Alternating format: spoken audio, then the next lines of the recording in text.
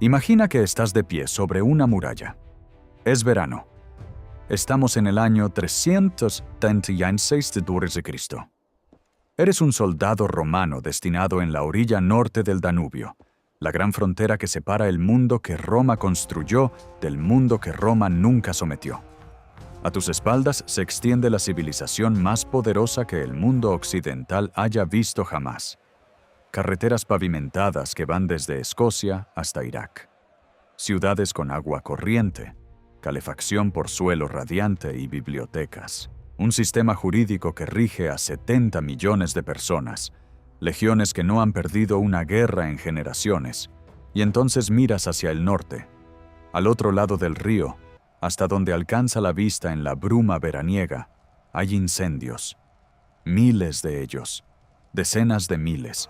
Y entre esos incendios hay gente, familias enteras, hombres que llevan armas que no deberían tener, mujeres que llevan niños, ancianos que llevan semanas caminando. Son godos, guerreros germánicos y sus familiares, y están aterrorizados, no por Roma, por algo que hay detrás de ellos, algo que los ha expulsado de su tierra natal y los ha llevado hasta tu puerta. Aún no lo sabes. Nadie que estuviera en esa muralla en el verano del 376 podría haberlo sabido. Pero lo que estás viendo no es una crisis de refugiados, es la primera ficha de dominó. El Imperio Romano había perdurado durante más de 1000 años. Había sobrevivido a guerras civiles, plagas, asesinatos e incursiones bárbaras que habrían acabado con civilizaciones menos resistentes. Había absorbido a sus enemigos y los había convertido en romanos. Había construido carreteras a través de desiertos y acueductos a través de montañas. En su apogeo, 1 de cada 3 seres humanos vivos en la tierra vivía dentro de sus fronteras. Y, sin embargo, exactamente 100 años después de aquella tarde de verano, a orillas del Danubio, el Imperio Romano de Occidente ya no existiría. El último emperador sería un muchacho de 16 años, despojado de sus vestiduras sin librar batalla alguna, enviado a una villa junto al mar con una pensión y sencillamente olvidado. ¿Cómo es posible que algo tan grande, tan poderoso, tan profundamente entretejido en el tejido del mundo, simplemente deje de existir? Para entender qué acabó con Roma, primero debemos entender qué era Roma. Porque la historia de la caída de Roma es inseparable de la historia de lo que se perdió. Imagina la ciudad de Roma en su apogeo, alrededor del año 104, bajo el emperador Trajano. 1 millón de personas dentro de una sola muralla. Ninguna ciudad del mundo occidental volvería a ser tan grande durante 1700 años. Si caminas por sus calles a primera hora de la mañana, lo oyes todo a la vez. Las ruedas de los carros chirriando sobre la piedra. El tráfico con ruedas estaba prohibido durante el día. La ciudad estaba tan abarrotada. Los gritos de los vendedores, los martillos de los artesanos, el rugido lejano del Coliseo, donde los juegos duraban semanas. El olor a pan recién hecho se mezclaba con el olor más pesado del río y el olor permanente de la ciudad, de 1 millón de cuerpos que ninguna ingeniería podía disipar por completo. Y Roma contaba con más ingeniería que cualquier otra ciudad anterior o posterior.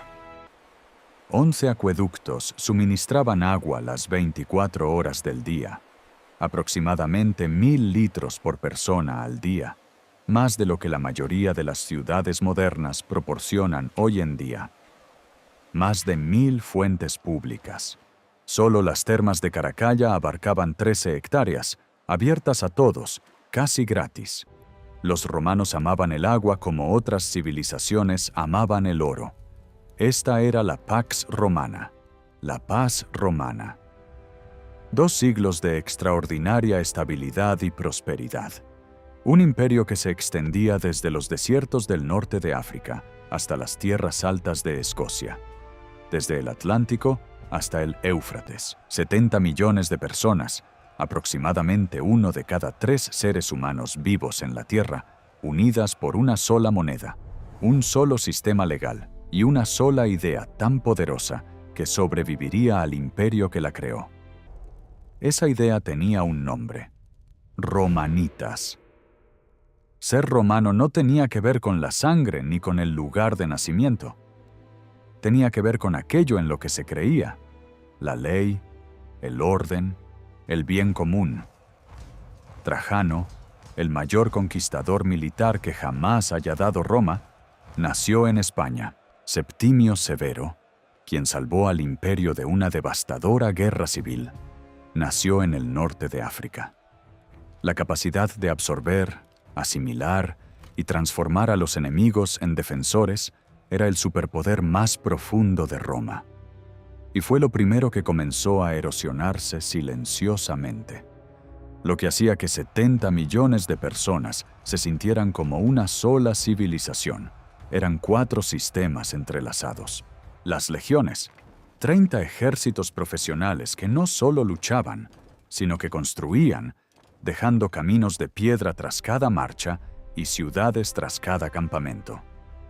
Esas carreteras, 85.000 kilómetros que conectaban Escocia con Irak, de modo que un mensaje desde la frontera pudiera llegar a Roma en cuestión de días y un comerciante pudiera comerciar desde Britania hasta Babilonia. Cereales de Egipto y el norte de África, cruzando el Mediterráneo en flotas tan fiables que se podía alimentar a una ciudad de 1 millón de personas sin cultivar ni un solo campo a poca distancia.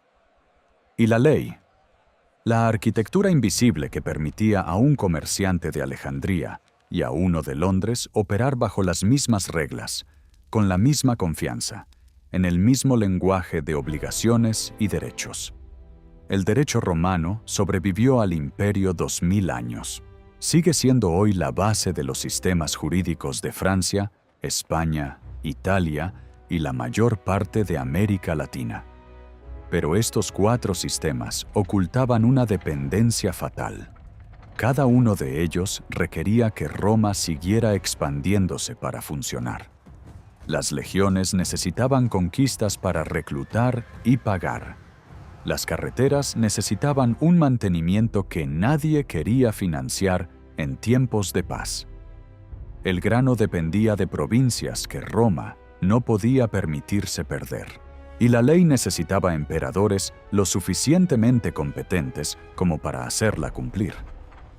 Si se dejaba de expandir, el motor que impulsaba a los 4 comenzaría, muy lentamente, a atascarse. En algún lugar dentro de esa gloriosa máquina, las semillas de su destrucción ya estaban creciendo.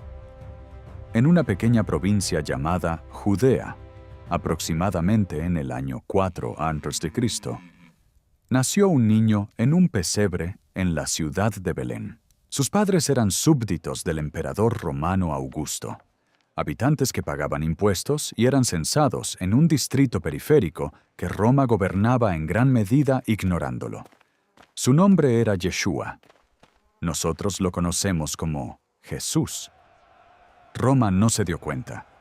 ¿Por qué habría de hacerlo? El imperio contaba con millones de súbditos. Miles de predicadores y profetas recorrían sus caminos. 30 años más tarde, un gobernador romano llamado Poncio Pilato autorizó la ejecución de este predicador, en particular, mediante crucifixión, el método habitual para deshacerse de criminales y alborotadores. Una decisión administrativa rutinaria. El papeleo se archivó y cayó en el olvido. En el plazo de 3 siglos, el imperio que crucificó a Jesús convertiría su fe en la religión estatal obligatoria. La historia de la caída de Roma es en parte militar, en parte económica y en parte la historia de una civilización que pierde el sentido de sí misma. Pero es también, ineludiblemente, la historia de cómo una idea nacida en una provincia romana se hizo lo suficientemente fuerte como para llenar el vacío espiritual que un mundo en colapso estaba a punto de crear. Pero el colapso no comenzó con el cristianismo. Comenzó con una plaga, el año 165 d.C. Las legiones regresan de una campaña en Partia, el actual Irán, y traen consigo algo invisible, una enfermedad. Creemos que fue la viruela, aunque no podemos estar seguros. Los romanos la llamaron la peste antonina. Los historiadores que la vivieron describieron síntomas que aún hoy resultan incómodos de leer. Fiebre alta, pústulas negras que cubrían el cuerpo, dolor interno ardiente y la muerte, a veces en cuestión de días. En su punto álgido, morían 2.000 personas cada día solo en la ciudad de Roma. Pasea por un mercado romano en el año 170 d.C. y cuenta los puestos vacíos. Escucha los carros que rodaban por las calles antes del amanecer para recoger a los muertos. Las legiones que nunca habían perdido una guerra estaban perdiendo hombres a manos de algo contra lo que no podían luchar. Las granjas se quedaron con menos mano de obra. Los mercados se volvieron más silenciosos. El emperador, Marco Aurelio, filósofo, estoico, quizás el hombre más reflexivo que jamás haya ostentado el poder absoluto, escribió sus meditaciones privadas en esos años, en parte como un intento de dar sentido a un mundo que se desmoronaba a su alrededor. Podía sentirlo en el número de muertos. Marco Aurelio murió en el año 180 d.C., el último de los 5 buenos emperadores, gobernantes que habían elegido a sus sucesores por méritos, no por sangre. Marco rompió la tradición. Nombró heredero a su hijo biológico, Cómodo. Cómodo se creía la reencarnación de Hércules. Renombró la ciudad de Roma con su propio nombre. Luchó como gladiador, algo considerado profundamente indigno para un emperador. Fue asesinado por su propia casa en el año 192 d.C., lo que desencadenó una guerra civil que consumió a la siguiente generación. Los 50 años que siguieron se conocen como la crisis del siglo III. Entre los años 235 y 284 d.C., gobernaron sucesivamente unos 26 emperadores. La mayoría fueron asesinados por los mismos ejércitos que los habían puesto en el trono. El imperio se fracturó en 3 estados rivales: la moneda de plata, el denario, la moneda de Roma durante 4 siglos, se devaluó hasta contener menos del 5% de plata. Si cogías una en el año 260 d.C., podías notar la diferencia. Más ligera, más opaca, menos sonora al golpear la piedra. La inflación destruyó los ahorros en todo el imperio. Las fronteras se volvieron porosas. Y entonces llegó una segunda plaga. La plaga de Cipriano, llamada así por el obispo de Cartago, que describió sus síntomas con espeluznantes detalles, se desató en el año 249 d.C. y duró más de una década. Las estimaciones modernas sugieren 5.000 muertes al día en su punto álgido. Se abandonaron las granjas. Las ciudades se vaciaron. Los cimientos demográficos del imperio, la base impositiva, los reclutas para las legiones, la mano de obra para las carreteras y los acueductos, se estaban resquebrajando de formas que nunca se curarían del todo. Esto es lo que los libros de texto suelen pasar por alto. Cuando los bárbaros finalmente atravesaron las murallas de Roma, no irrumpieron en un imperio sano. Atravesaban una puerta que la enfermedad, el colapso económico y 2 generaciones de guerra civil ya habían dejado abierta. Y las legiones también estaban cambiando. A medida que Roma luchaba por reclutar entre sus propios ciudadanos, cada vez más reacios a servir en un ejército utilizado tan a menudo para instalar y destituir emperadores como para defender las fronteras, comenzó a contratar fuera de sus fronteras.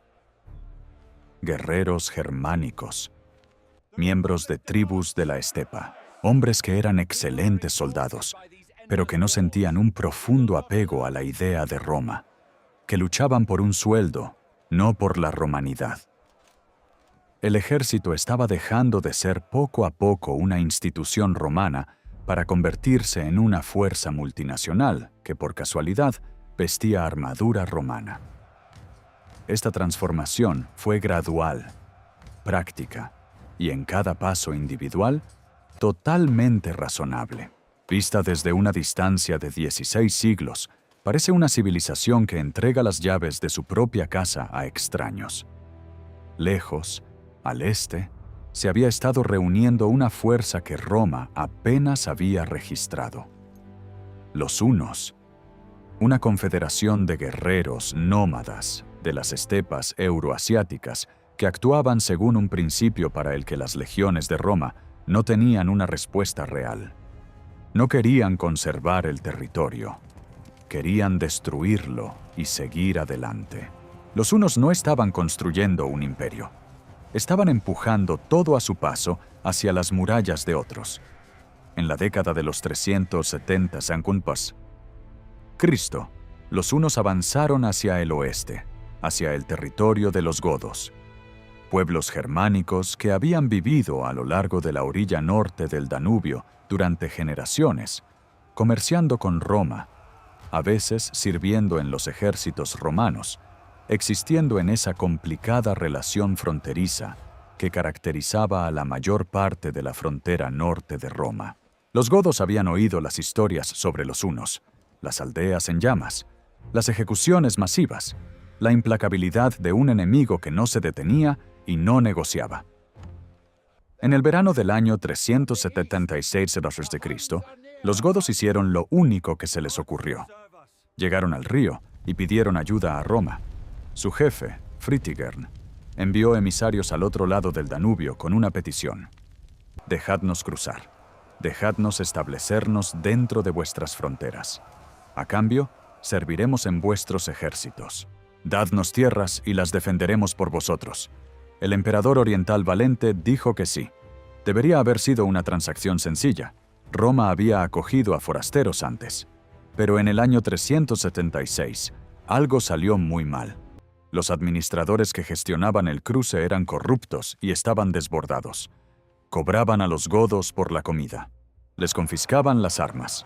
Según el historiador romano Ammiano Marcelino, los funcionarios romanos obligaron a familias godas hambrientas a vender a sus propios hijos como esclavos a cambio de carne de perro. Carne de perro. A cambio de niños. Los godos habían cruzado el río como refugiados. Los trataban como ganado. Y cuando un pueblo no tiene nada que perder, no tiene nada que temer.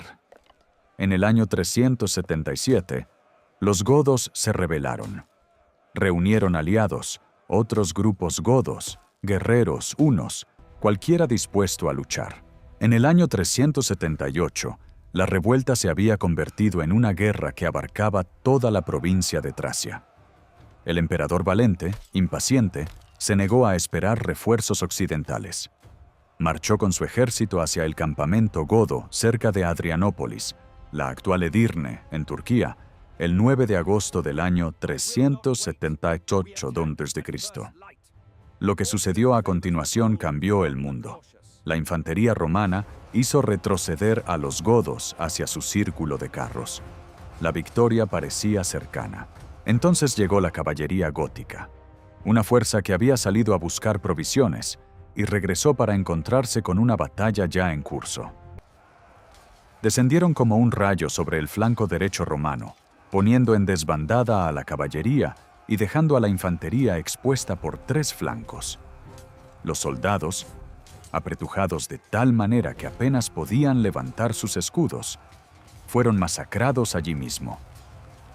Al caer la noche, aproximadamente 20.000 soldados romanos habían muerto. 2/3 del ejército de campaña oriental habían desaparecido. Entre los muertos se encontraba el propio emperador Valente. Su cuerpo nunca fue hallado. San Jerónimo escribió: «Si Roma puede perecer, ¿qué puede estar a salvo?». Era una pregunta que no encontraría una respuesta completa hasta casi un siglo después. Pero todos los que la oyeron comprendieron: de la forma en que solo una catástrofe enseña, que la respuesta podría ser nada. El hombre que heredó la catástrofe fue un general español llamado Teodosio, sacado de su retiro en la finca familiar de Hispania, al que se le entregaron los restos del ejército oriental, y se le ordenó salvar lo que aún se pudiera salvar. Estabilizó la frontera, derrotó a 2 usurpadores. En el año 380 c. hizo que el cristianismo no solo fuera legal, sino obligatorio. El Edicto de Tesalónica lo declaró la única fe permitida del Estado romano. El imperio que había crucificado a Jesús y luego perseguido a sus seguidores durante 3 siglos, ahora los obligaba bajo pena de ley.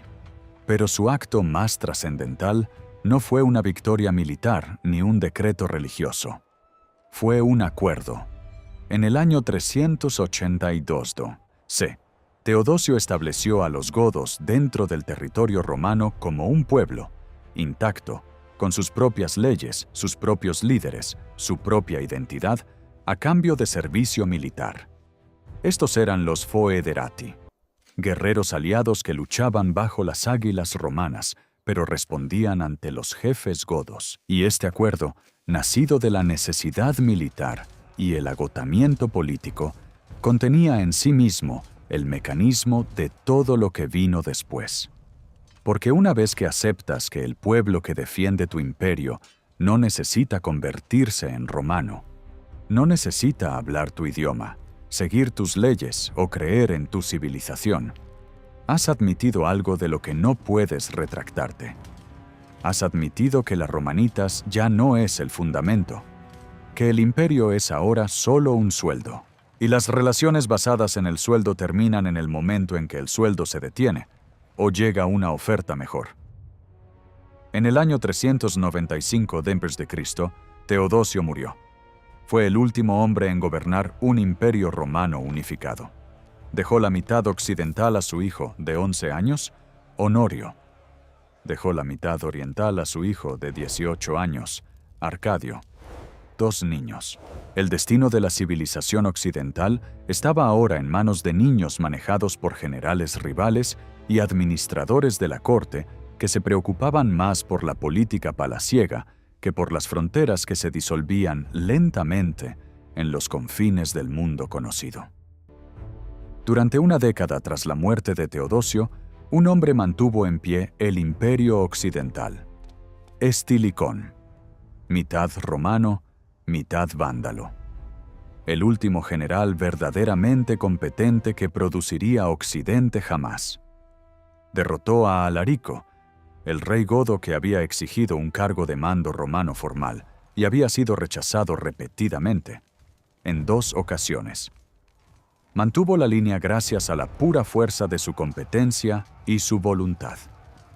El último día de diciembre del año 406 d.C., el río Rin se congeló. En la orilla opuesta, una horda de vándalos, suevos y alanos, todos ellos huyendo de la misma presión que había empujado a los godos hacia el sur 30 años antes, simplemente cruzó el hielo a pie hacia la Galia. La frontera que los ingenieros romanos habían fortificado durante generaciones fue atravesada en una sola noche por una masa de gente a pie. Roma nunca recuperó aquellas provincias. 2 años más tarde, Estilicón había muerto.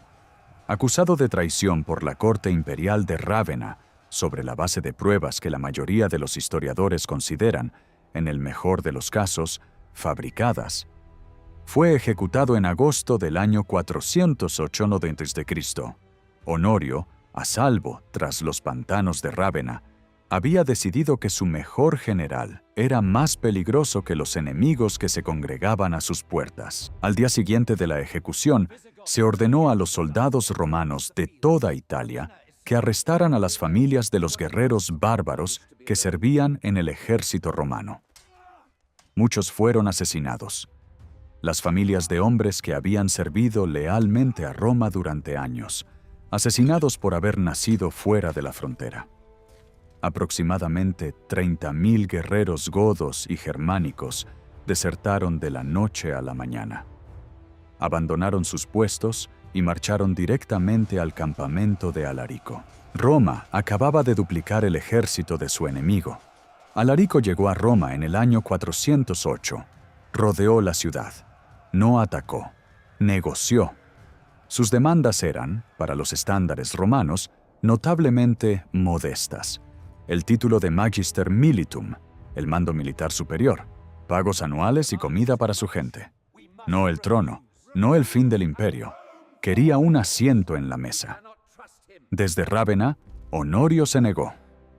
Una pequeña anécdota, conservada por el historiador Procopio, dice más sobre el estado del imperio que 1000 informes de batalla.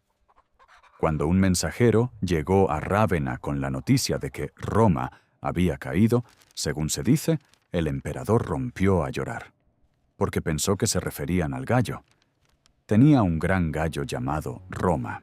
Cuando el mensajero aclaró que se trataba de la ciudad, no del ave, según se dice, Honorio solo expresó alivio. El gallo estaba bien. Esta historia puede estar adornada, pero ha sobrevivido a lo largo de los siglos porque parecía cierta. Porque en el año 410 a.C. era totalmente creíble que el hombre oficialmente responsable de la mayor civilización del mundo occidental pudiera estar más preocupado por un ave de compañía que por la ciudad que su dinastía había gobernado durante siglos. En eso se había convertido el imperio occidental. Alarico sitió la ciudad por segunda vez. Volvió a negociar. Volvió a ser rechazado. El Senado, desesperado, envió embajadores. Alarico aceptó un rescate: oro, plata, seda, especias y 30.000 libras de pimienta. Pimienta.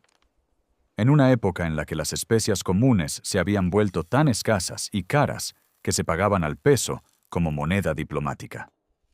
Roma lo pagó todo, y Honorio siguió negándose a darle a Alarico lo único que realmente quería: el reconocimiento. La noche del 24 de agosto del año 410 a.C., alguien abrió la puerta salaria desde dentro. Los godos entraron en la ciudad que no había sido capturada por un enemigo extranjero en 800 años. Durante 3 días se llevaron lo que quisieron. Quemaron los jardines de Salustio, entre las colinas del Quirinal y del Pincio. El humo se veía a kilómetros de distancia, más allá de las murallas. Saquearon los palacios de las colinas del Celio y del Aventino. Torturaron a los romanos ricos para que revelaran dónde estaba escondido el oro. Secuestraron a la propia hermana del emperador. Y entonces, en un momento que nadie que lo presenciara podría haber imaginado, algo se detuvo. En las iglesias cristianas, la Basílica de San Pedro, la Basílica de San Pablo, los soldados godos no entraron como conquistadores. Entraron como escoltas, condujeron a los civiles romanos al interior y montaron guardia en las puertas, porque Alarico había dado la orden: perdonad las iglesias, perdonad al clero. Los godos eran cristianos. Piensa en lo que esto significa. El imperio que había crucificado a Jesús, que luego persiguió a sus seguidores durante 3 siglos y que después impuso su fe a 70 millones de personas, vio cómo sus lugares más sagrados eran protegidos por hombres a los que había llamado bárbaros, hombres que se arrodillaban ante el mismo Dios. La historia rara vez es tan precisa en sus ironías. Esta vez lo fue. La noticia llegó a Jerónimo en Belén como un golpe físico. Roma, que una vez fue la capital del mundo, escribió: es ahora la tumba del pueblo romano. En el norte de África, el obispo Agustín permaneció sentado con la carta en las manos durante mucho tiempo. Luego comenzó a escribir. El libro que inició en el año 413, La ciudad de Dios, se convertiría en uno de los textos fundacionales de la civilización occidental. Nació directamente del impacto de ese momento. Alarico murió semanas después del saqueo, de enfermedad, en Calabria, justo antes de que planease cruzar al norte de África. Su ejército lo enterró, según la leyenda, en el lecho del río Busento, desviando el agua, bajando el cuerpo con una parte del tesoro de Roma, devolviendo el río a su curso y matando a todos los esclavos que habían cavado la tumba.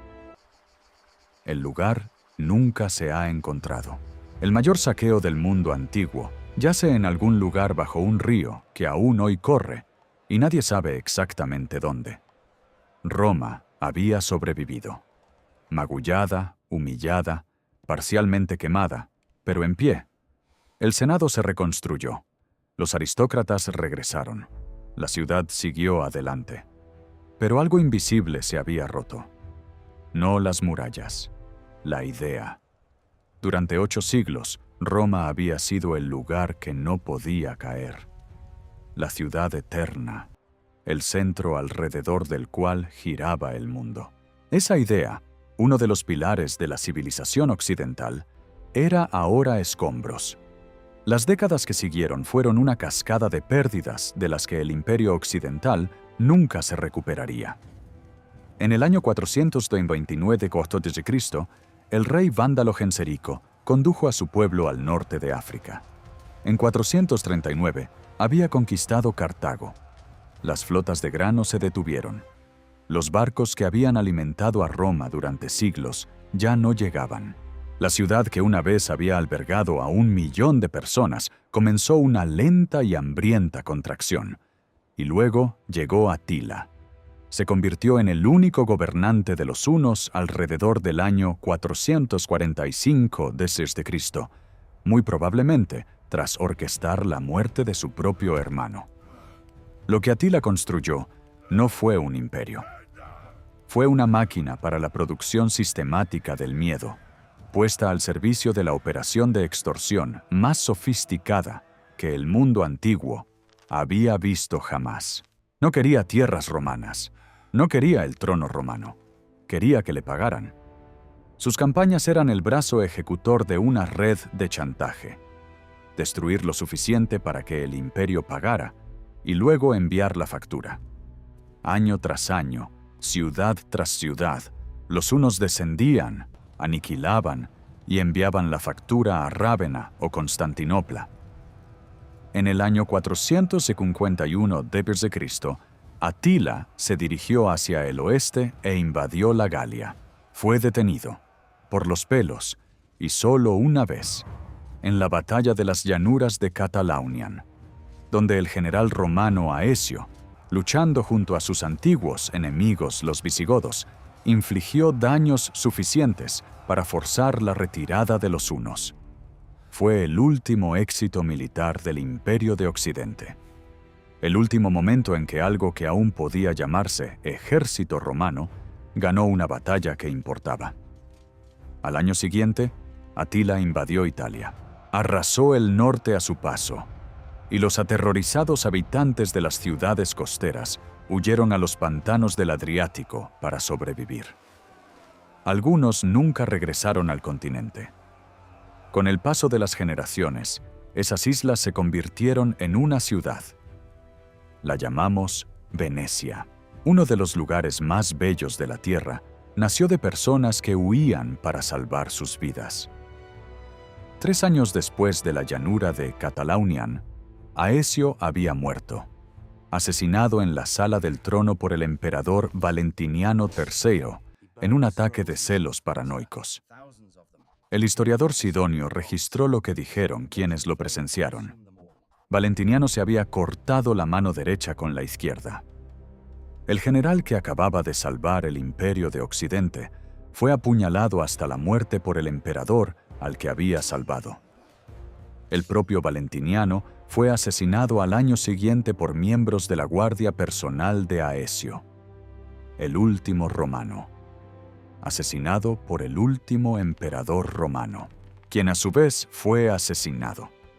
Le siguieron 8 emperadores en 21 años, cada uno una marioneta de generales bárbaros rivales, cada uno gobernando desde Rávena, cada uno más ceremonia que soberano. En el año 456 in.C., Genserico zarpó de Cartago y saqueó Roma por segunda vez. 2 semanas de saqueos sistemáticos. El Papa León I, que no tenía ejército, ni murallas, ni poder alguno salvo el peso de su cargo, salió a recibir a Genserico a las puertas de la ciudad y negoció por la vida de los ciudadanos. El hombre que salvó Roma no era un emperador, ni un general. Era un obispo. La Iglesia ya estaba ocupando el espacio que el Estado ya no podía ocupar. En el año 452, el Imperio Occidental era un fantasma ataviado con ropas imperiales. Un general llamado Orestes dio un golpe de Estado y colocó a su propio hijo en el trono. El nombre del muchacho era Rómulo Augustulo, un nombre que cargaba con todo el peso de la historia romana, ya que Rómulo era el legendario fundador de la ciudad y Augusto era el título del primer emperador. El último emperador llevaba ambos nombres.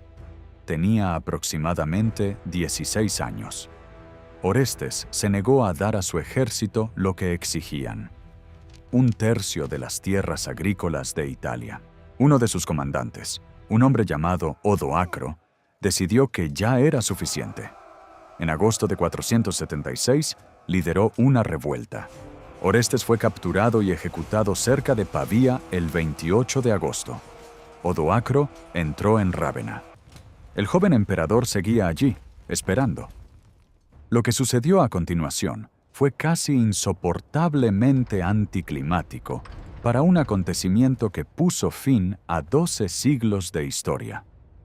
Odoacro entró en la sala del trono.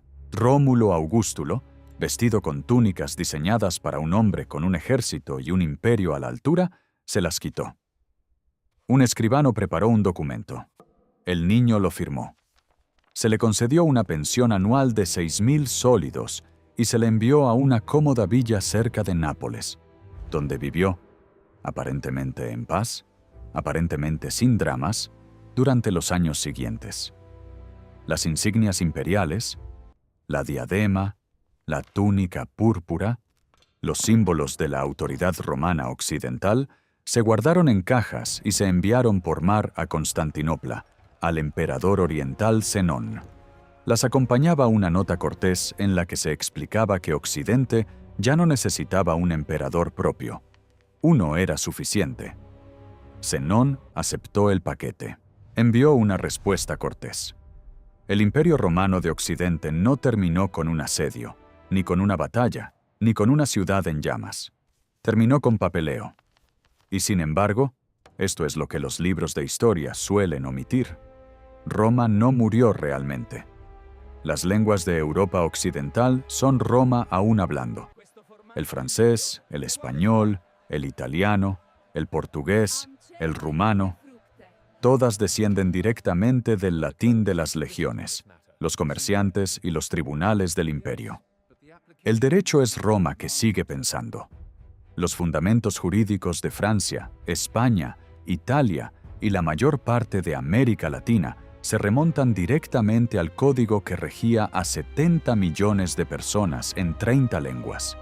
Y la Iglesia Católica, estructurada en torno a la misma geografía provincial que el imperio, la misma jerarquía que se extendía desde la misma ciudad a orillas del Tíber, es sencillamente Roma que nunca dejó de gobernar. Cuando Carlomagno fue coronado el día de Navidad del año 800 a.C., 3 siglos después de que el último emperador occidental fuera destronado, el Papa le colocó una corona en la cabeza y lo llamó el Nuevo Augusto, porque incluso en el año 800, Roma seguía siendo la única palabra disponible para lo que se suponía que significaba civilización. Y en Oriente, el imperio no cayó en absoluto en el año 476. El Imperio de Oriente, centrado en Constantinopla, de lengua griega, que gobernaba desde los Balcanes hasta Oriente Medio, continuó durante casi 1000 años más. Sobrevivió a cruzadas, invasiones y catástrofes que habrían acabado con cualquier otro estado. Finalmente cayó el 29 de mayo de 1453, cuando el sultán otomano Mehmed II derribó las murallas de Constantinopla. El último emperador, llamado Constantino, como el primero, murió luchando en las murallas. ¿Qué fue entonces lo que realmente acabó con el imperio de Occidente? No fueron los godos, no fueron los hunos, no fue ninguna batalla, plaga o decisión desastrosa en particular. Roma murió por la distancia que se fue abriendo, lenta e irreversiblemente, entre lo que debía ser y lo que se había convertido. Necesitaba ciudadanos que creyeran en ella lo suficiente como para morir por ella. Tenía contribuyentes que querían evitarla. Necesitaba generales que sirvieran al imperio. Tenía generales que utilizaban el imperio para servirse a sí mismos, y la brecha entre esas dos cosas, lo que se necesitaba y lo que existía, se amplió año tras año, hasta que no quedó nada con qué cerrarla. Todas las civilizaciones que han caído se han enfrentado a alguna versión de este ajuste de cuentas. El momento en que el coste de mantenimiento supera la voluntad de pagarlo. Roma fue simplemente el ejemplo más grande, más instructivo y más trascendental que el mundo occidental haya producido jamás. Y seguimos volviendo a él, porque el patrón que traza no está enterrado a salvo en el pasado. Los incendios del Danubio en el año 376 d.C. no fueron el principio del fin. Fueron el momento en que el fin se hizo visible para cualquiera dispuesto a mirar. Un soldado en una muralla en el crepúsculo del verano. Miles de fuegos en la orilla lejana. Una decisión sobre si abrir la puerta o mantenerla cerrada. Y la certeza, sentida pero tácita, imposible de nombrar por completo, de que, decidiera lo que decidiera, Roma nunca volvería a ser la misma. El imperio occidental ha desaparecido, pero las carreteras siguen ahí, la ley sigue ahí, la lengua sigue ahí. La idea, fracturada, transformada, llevada adelante por personas que nunca pisaron el foro, sigue ahí. Lo que se perdió se puede comprender, lo que se rompió se puede estudiar. Y lo que se olvidó, se puede reconstruir. Esto es América Reconstruida. Nos vemos en la próxima era.